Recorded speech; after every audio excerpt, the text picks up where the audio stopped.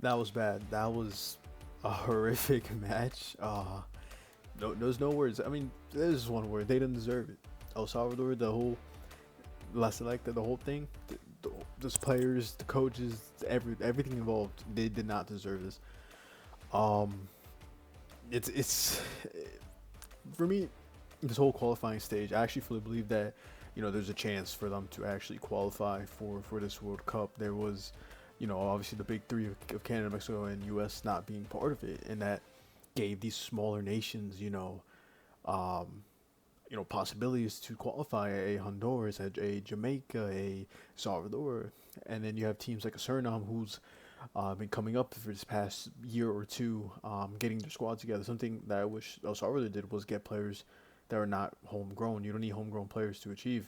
I think that they 100% deserve it. The way they handle their federation and their players and how they bring them in and the coaches and staff. That's something Salvador needed to do, but they don't really do that. A lot of players that could be playing this national team aren't playing, and that's a key reason. If you're not going to play your known top best players, then you're not going to perform either way. And and end of the day, that's where you get a result like this, a 4-0. Um, going past these couple qualifying stages, because you don't directly go from like I think there's like three. There's been like three phases already, and I fully believed it. I really thought yes, this was a hard group. They probably got into the most difficult group out of any of them.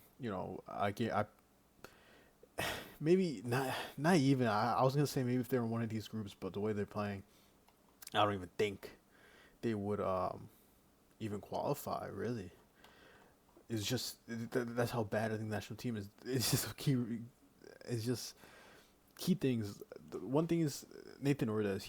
I think the reason he benches him is when he can come on the second half and then try to have like that impact, um, which has never really worked. I mean, they lost 4 games in a row.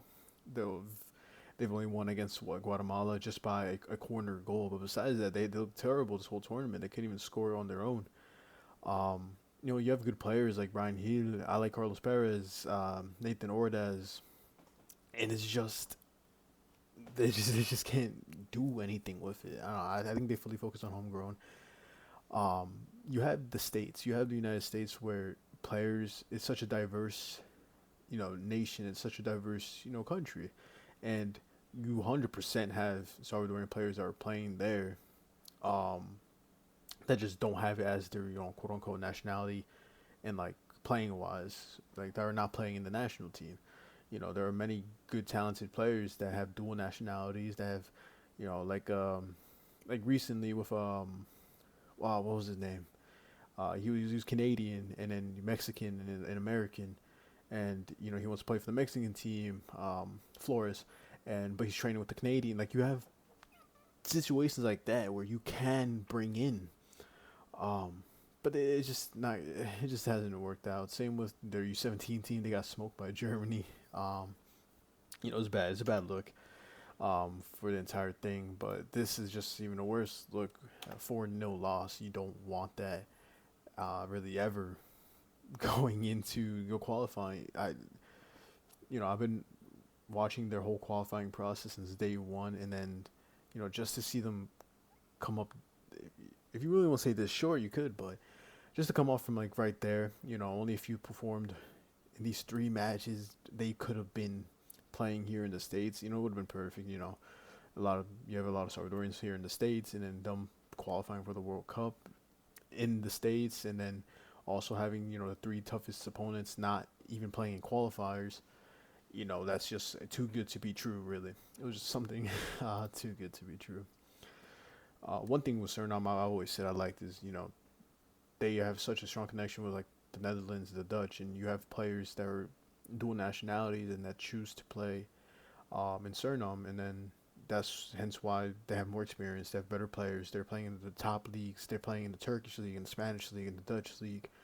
Um, and that huge gap. You have someone playing in the top tier of Salvadorian football, and then you have someone playing in La Liga. Like there's a huge difference with that. Um, like even like this is in what this is Dutch, right, or Danish? Oh no, it's Turkey. Yeah, so I'm playing Turkey. It's good. Turkey's a way harder league than it was his Germany, right? Yeah, Germany's playing Germany. Even second division, the second division Germany is 100% better than. Let me fix this. Um, than the Salvadoran national league itself. But yeah, it's sad to see you. Terrible performance. I like Gonzalez. I really like Mario Gonzalez. Um, he showed moments where he can be that goalkeeper, but it's just having players like there needs structure, there needs change. I'm honestly fine with the sacking of the manager.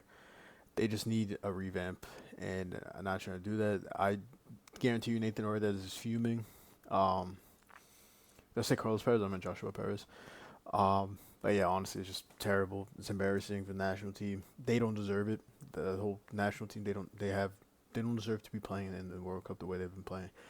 Um, for me, they just kick the ball and hope that it lands on somebody. That's what pretty much happened this whole match. They had a good chance on goal after going 1-0 down, but after that, it just fell apart from there, and they just got goal after goal after goal. So, um, but yeah, like I said before, out of any team in the whole CONCACAF, I would want Suriname to qualify because I actually like what they're doing, and I hope so would take notes from that.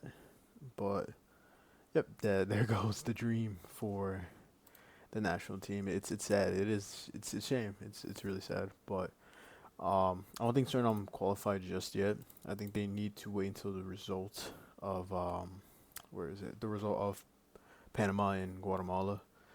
Yeah, because if Panama can still, just I mean, Suriname won 4-0, but if Panama win what like it's 5-0 or whatever, they go top. So you gotta hope that Guatemala at least ties. Can they? Actually, no. Panama can win these two games, and still get top. So, um, yeah, that's pretty much it for this disaster, man.